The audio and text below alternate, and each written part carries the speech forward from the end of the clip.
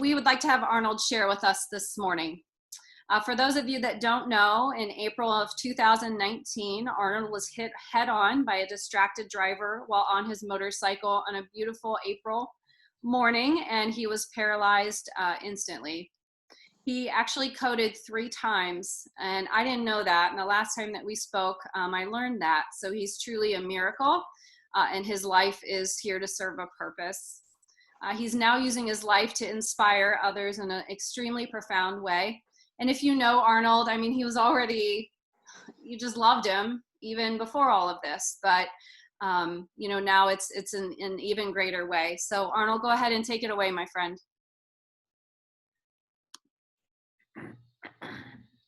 He's muted. Oh.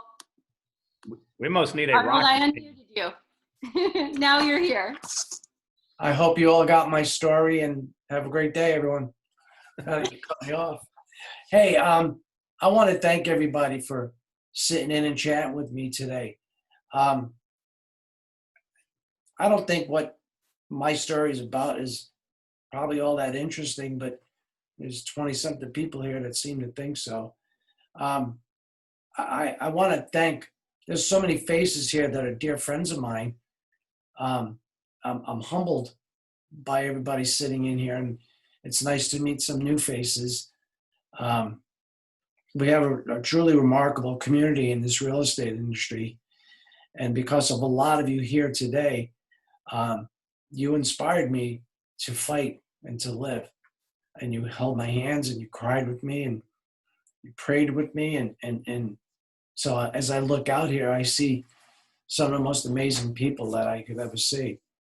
So I'm going to stop there because I'm going to start getting all sappy on you. For those who don't know me, I'm Arnold DeSena. I've been a realtor for 17 years here in Columbus.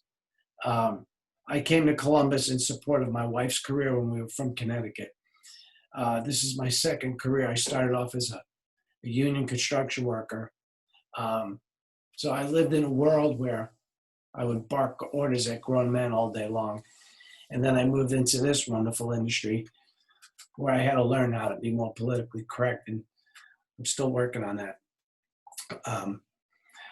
The day of my accident was no different day. We were working on getting closings put together and lining up appointments for the rest of the week. And I decided to leave the office and go out for a ride on my bike.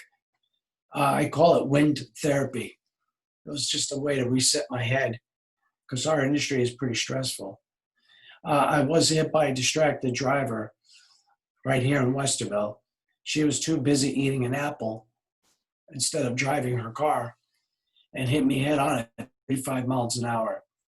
I flew over the hood of her car, 10 feet up in the air and at least 20 feet across before I landed on my helmet. I snapped my neck in 3 places, broke my back, broke my pelvis in 9 places. Both arms were shattered and this part of my arm was destroyed. I stayed in a hospital bed for 8 months and 3 days before I came home. In that course of time, I lost 41 pounds. And it changed me physically, financially, emotionally, and spiritually. You know, I wasn't a bad guy before I got hit, but something happened to me as I was flying over the hood of this woman's car. And when I landed on the ground, I instantly became paralyzed. But while I was lying on the ground and realizing I didn't feel a lot, but I was in intense pain and screaming for help, something came over me immediately, letting me know I need to forgive the woman that hit me and that I couldn't carry all that negative energy with me for the rest of my life. So while I was lying on the ground, screaming in pain, what I could feel, I was asking for the other lady who hit me. I just needed her to know that I was worried about her. And then I also, whoever was listening to me, I kept telling them, please tell my wife I love her. And those 2 thoughts came over me because, I was scared and I didn't know what was going to happen. So I was worried about my wife, and I was worried about this stranger. And I say something in me changed. By the time I hit the ground, I was changed. And that's why I had to forgive this lady. And I still pray for her every day because she had to watch what happened to me. And I know she didn't intend to hurt anybody that day. And I know she has to live with that visual for the rest of her life. I'm permanently paralyzed. On paper, I'm a quadriplegic, incomplete, C567 is the area that's destroyed. The doctors told my family to prepare for the worst. And the best would be that I'd lived and I'd be just moving my head side to side, maybe shrug my shoulders. And then my wife said, "You don't know this guy. He's going to do more than that." And, keeping into the Italian faith, I'm allowed to talk with my hands again. The doctors were full of shit because they can't factor in the human spirit. And the human spirit comes into play. One of the things that I've learned through this mess was that we, especially in our business, we're so consumed with hurry, hurry, hurry, hurry. We got to get to the next appointment. We got to get on the MLS. We have to show houses. We don't dive deep enough into our relationships with people. And I touched on this in our breakout. But we don't, and we can't because we're too damn busy. This accident put me in a bed for 8 months and in a chair for the rest of my life. And I've been awarded the luxury of being able to slow down. And I recognized the importance of my relationships. Now, we say we're in a relationship-based business, but we don't really dive in deep enough. I'm a cripple at this point, but I'm powerful as ever. I'd have people come visit me or FaceTime me, and I would be overwhelmed with love because I got to see their face again. Just seeing the image of their face sometimes would bring me to tears. I was so lucky I got to see that friend again. And that's when I recognized my relationships with people were far more important than how many six figures I was going to make this year. Money's wonderful, but without dear friends, you have nothing. I had wonderful people. I see two of them, right? And my dear friend Nancy and Christina, they used to come pray over me and pray with me. They would let me cry. They would cry with me. And it was in moments like that, I'd get text messages or visits from like my buddy Joey. I'd get messages from Trish, just, "Hey, how are you? I miss you."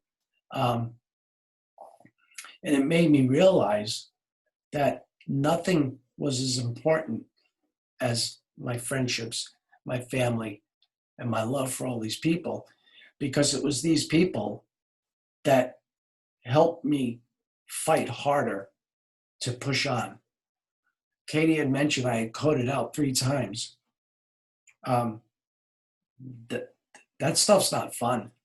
Dying, I'll say this, I've said it, dying's very easy to do, and it's really not that painful. I don't recommend any of you try it to find out, but it's easy. Living is extremely difficult. I lived in a tremendous pain, and I refused to take medication to ease the pain because I didn't want my brain and my heart to be muted, because they just numb you up, and I couldn't experience my life. I didn't want to be drooling on myself and have my daughters visit me and see me weak and feeble. I needed to fight. I needed to fight and live. I learned that we together are each other's greatest resource. And when you start to dive into your relationship with people, you learn what people are really about, and they learn what you're about, and it's uplifting. It's the most inspiring thing. You know, I started this thing of calling my friends just to reconnect. So I picked 5 people a day because that's about as much energy I had at the time. And I would call them to ask them how they're doing. And it wound up being a conversation where I just wanted to make people laugh and be happy because this life is difficult. And I'd get off the phone thinking I made their day, or I tried to make their day. But instead I got done and I was so alive and energized from the love I was getting back from them. And I thought, gosh almighty, this is the best drug I can take. And so I do it continuously. Some of you have probably heard from me. And if you haven't yet, you will. So be warned, you'll get a call. But we are so important to each other. And if we would slow down long enough to get past that, hey, how you doing? Yeah, that's great. I got to go to a closing. Just take 5 minutes and genuinely ask people, how are you? And let them know you really care about them. I started telling people I love them more than ever. But the most powerful part of that conversation was letting them know why I love them. Let them recognizing something in them that I love. And I tell people that, and the stuff that comes back at me is amazing. I'm starting to think I'm not that bad of a guy listening to you people. But you know, I touch on that because that was one of my takeaways.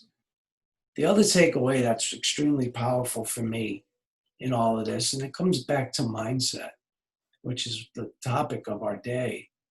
I touched on how I didn't take medication. I was busted up pretty bad and left in a bed, and I had to make a choice whether to die or to live. I had the option.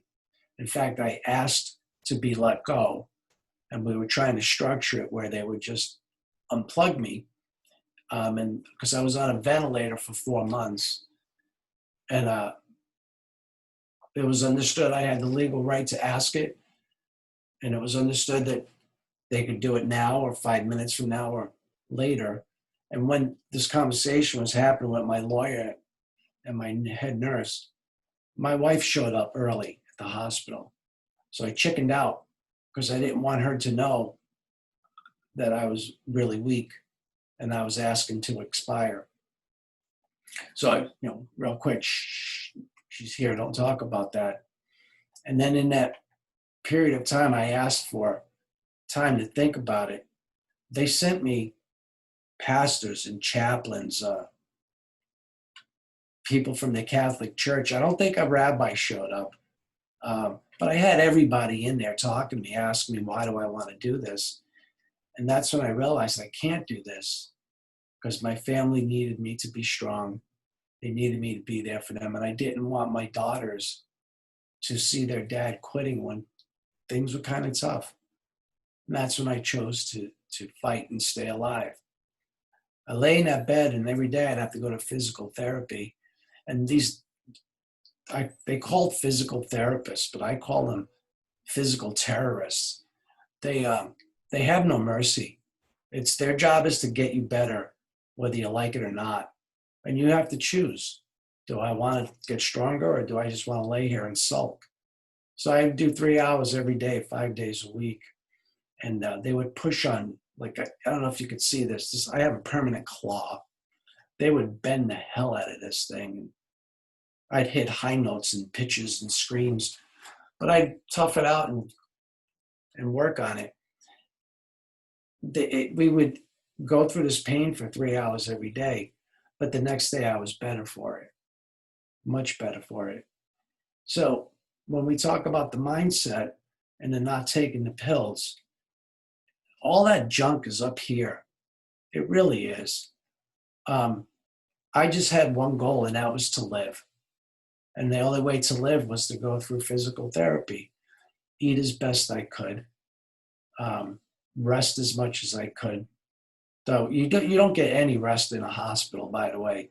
It's not quiet. There's no rest. You don't sleep. But I had to heal. I had an amazing wife who did everything she could to be by my side and be my advocate. I had tremendous friends. I had a sister-in-law. My sister-in-law, Corolla, quit her job in upstate New York, moved here, moved into our house and took over. Cooking, cleaning, groceries, paying our bills, all that stuff, so that my wife could focus on me, so that all I had to do was focus on recovery. So I had one goal in my mindset was to live. Work out, live, go to sleep. That was it. And we fast forward to this whole COVID-19 junk, and we're forced into quarantine and isolation. And I've looked at it as a wonderful thing, only because it allowed me to slow down.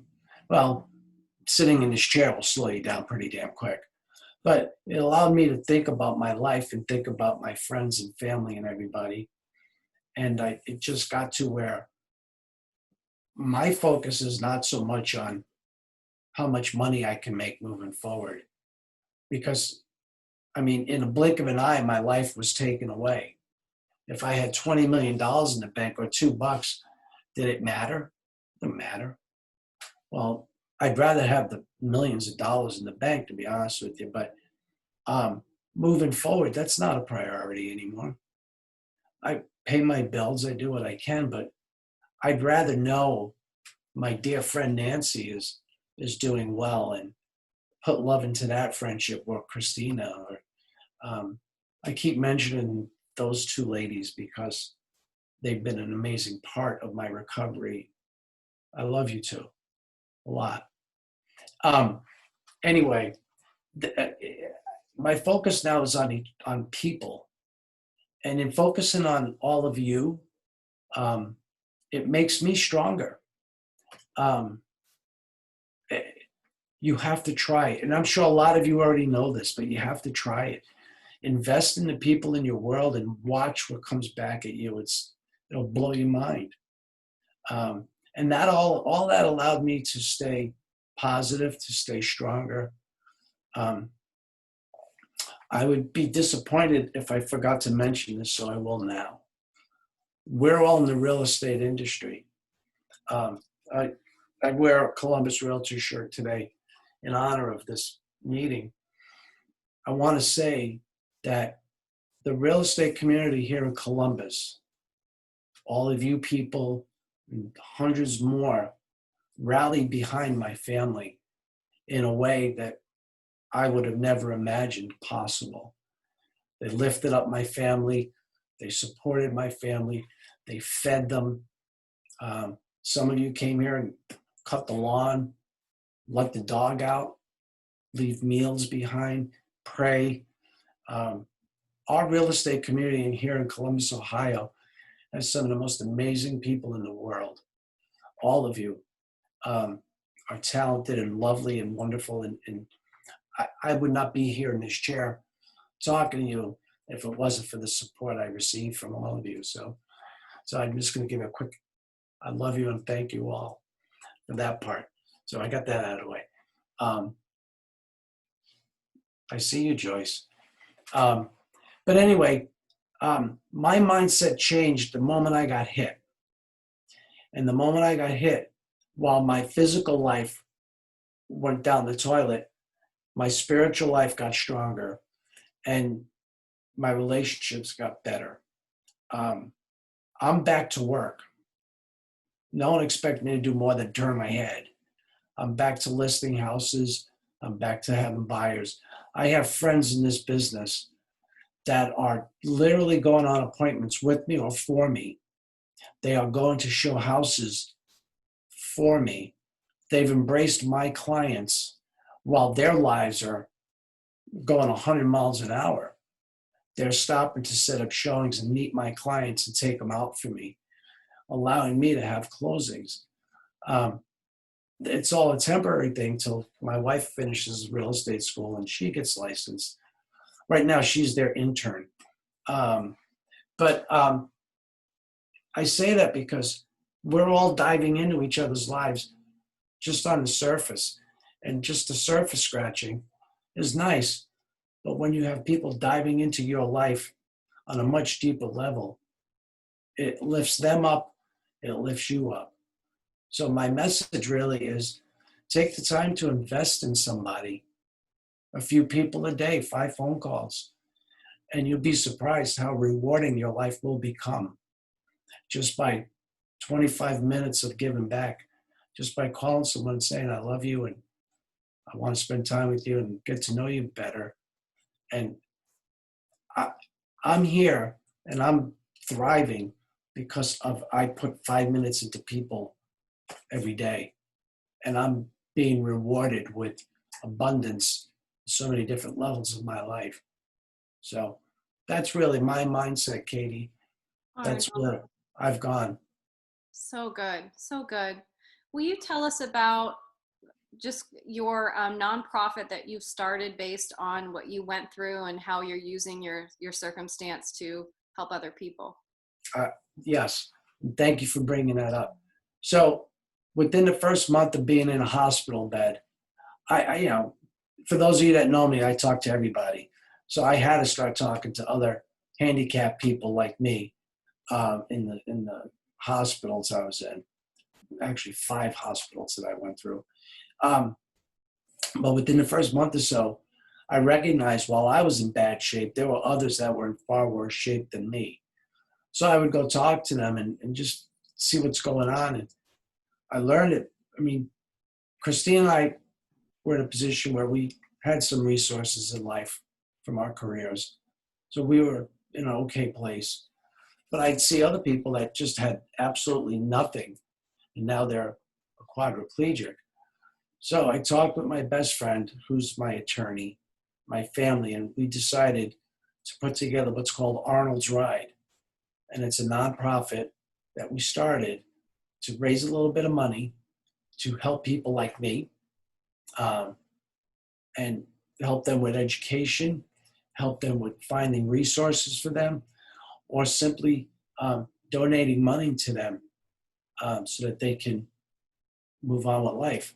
This world of being handicapped, insurance pays for a lot, but there's a lot it doesn't cover. And Christine stopped working right before my accident. She hasn't had a paycheck in a year and a half. And mine's been limited.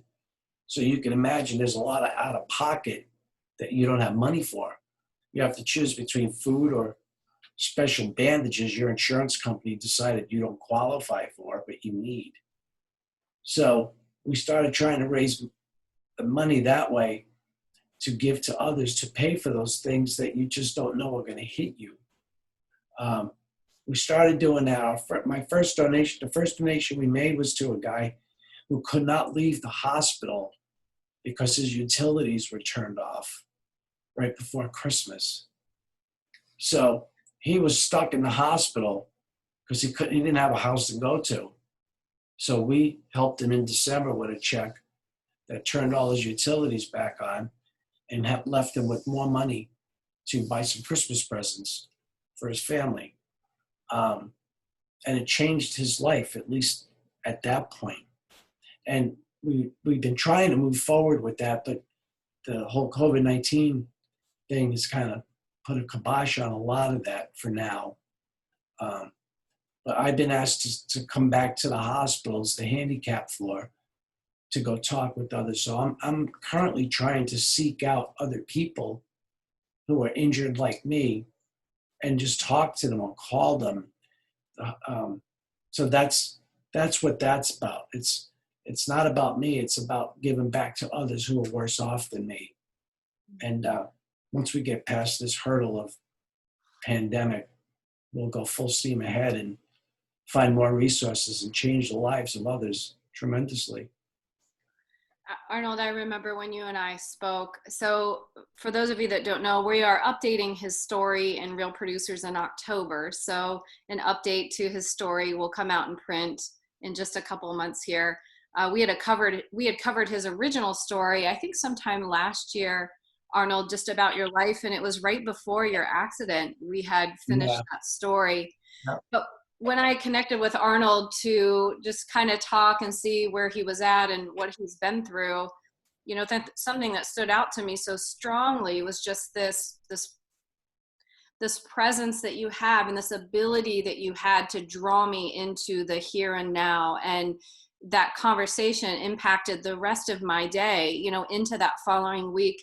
And so Arnold was the inspiration to kind of kick off this coming together. And I mean, our let's be humans for a moment. You know, our industry can be challenging. Being a real estate agent, you know, the general public just doesn't understand truly the million different directions that you're pulled into. And our affiliates on this call, we really are in the trenches daily with people and managing our mindset and our emotions, and us personally is such a big part of the equation. And I couldn't think of someone better to kind of just bring us back into the here and now and to appreciate, you know, our relationships. And similar to you, Arnold, I believe that our community here in Columbus is something of a true treasure.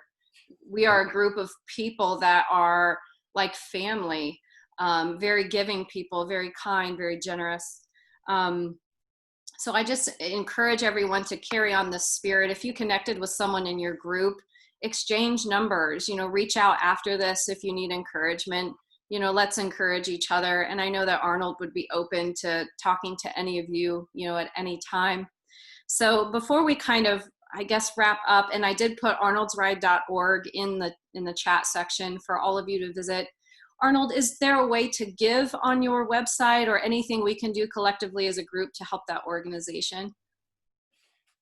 To answer your first question, yeah, on the website, there's a way if you want to make a donation through PayPal.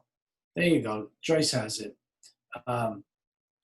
There's a way to make a direct donation right there to the organization. Wonderful.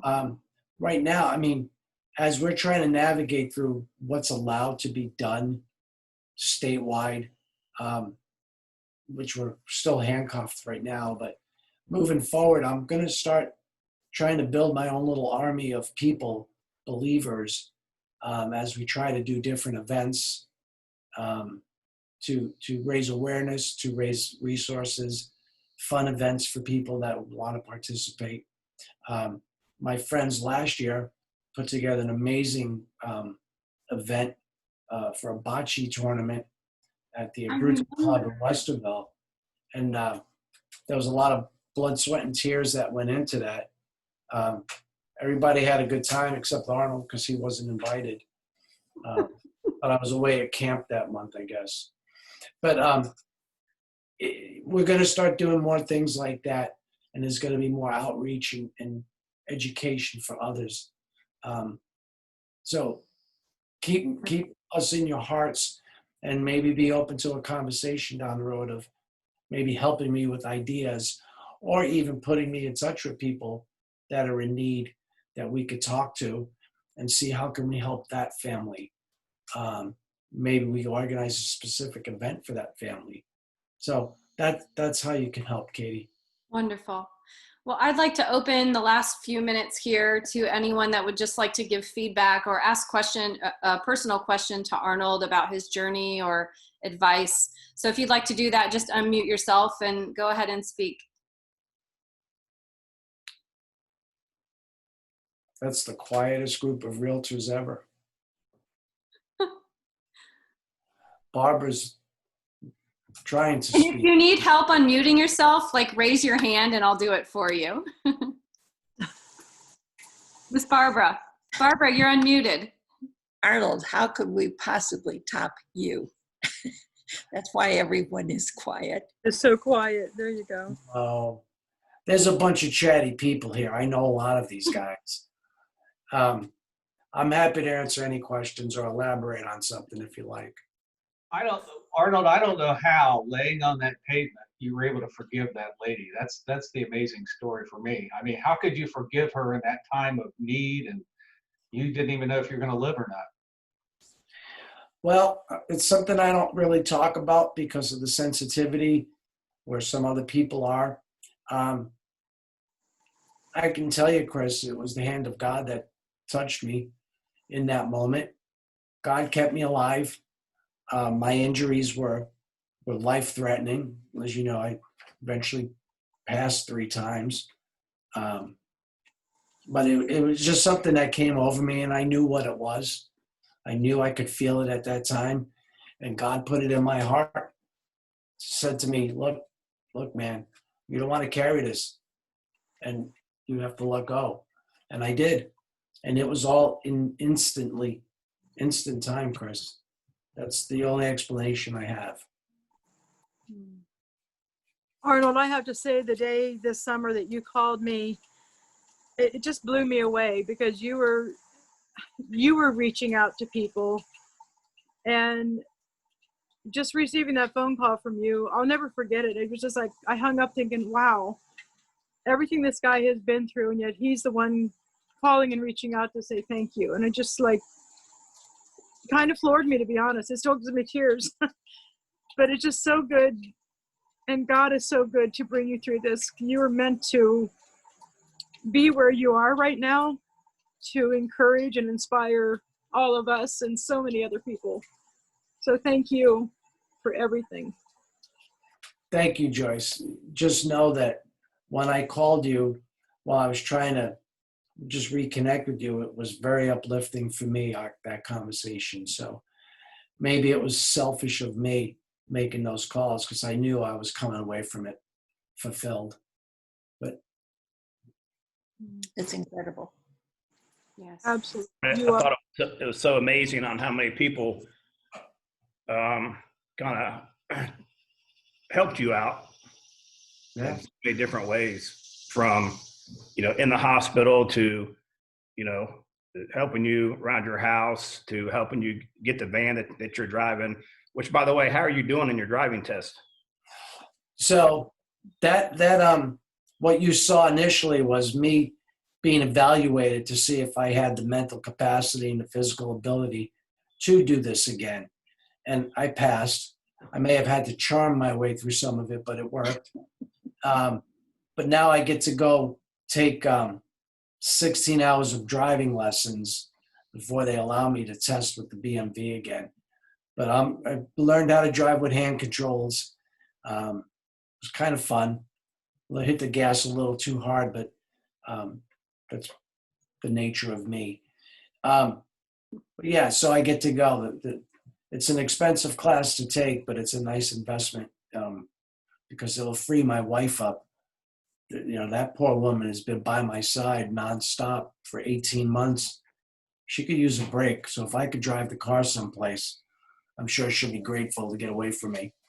But we'll get there. We'll get there. She's the real hero in all of this, not you. I don't know why we're even talking to you. I'm sorry, but you're still muted. That's best. No, Christina, you're right. She's the reason I'm alive. She really is. And this has done a lot to her that I cry about every day, that I would never want to see my wife have to deal with. She's the reason I'm still here. And I don't have enough lives in me to say thank you to her. So. For Arnold's updated story, Joey on this call took the photos of Arnold and Christine that day, and there's this powerful photo of Arnold and Christine that you'll really, I think all of you will love in his story. It says it all. It says it all. Are you talking about the candid? Yes. Candid? Yeah. Yes. Yeah. It's beautiful. Yeah, she's kind of cute. She's stunning. Katie, I can't wait to see the article and read the article. Arnold, this is Connie Sadowski. You and I co-opted before your accident on Adcock. Do you remember? I remember, yeah, you were very sweet to work with. Oh, and you were awesome. And thank you. I've been following you, and you're a big encouragement to me. So thank you so much. I appreciate it. I look forward to learning a lot more from you, too. Well, give me a call sometime if you just want to chat, Connie. It'd be nice to have some one-on-one with you. Well, wonderful, everyone. We'll open it up for one more person to ask Arnold a question or give feedback, and then we'll wrap up here. Anyone? Okay. Got one right here. Margaret? Hey, Arnold. Yeah. Yeah. Hey, Jeff. Jeff Ball. Yeah, I still exist. You're looking good, man. I was telling Margaret, he looks great. Thanks, brother. You keeping the shiny side up? Yep, I helped a guy start his bike today. His battery went dead at the gas station. Oh, wow. It was a gold one. Be safe, brother. Thanks, Arnold. Appreciate it. Praying for you. Good seeing your face. Love you, Arnold. Well, thank you so much, everyone that joined. I sincerely love and respect each and every one of you. Know that you make a difference in your community. And I think what big takeaway from today, Arnold, for me is just the power that we each hold to affect someone's day. And I wrote down calling somebody and connecting with them and just asking how they're doing. So I think if we could all maybe implement that, the ripple effect that will make is so far reaching. And Arnold, your life at this point, if it wasn't impactful before, that's the redeeming factor of what's happened to you. Now you can affect people and change lives of people that couldn't help themselves, in the hospital at this point because of what you've been through. So if there's one redemptive, thing from your pain and suffering, you've now, can affect people in an even greater way. So God bless you for your time, and we are honored to know you, and I'm honored to call you friend. Thank you, lady. Thanks, everyone. Thanks, everyone. Have a great day. We love you. Love you, Arnold. Bye, everyone. Take care, Arnold.